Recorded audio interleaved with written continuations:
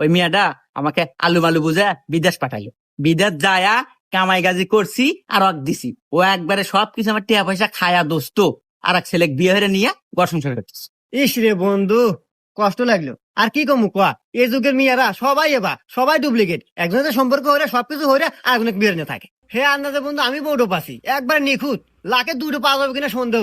চাঁদের গায়ে কলম আছে, আমার বইয়ের গায়ে কলম নাই।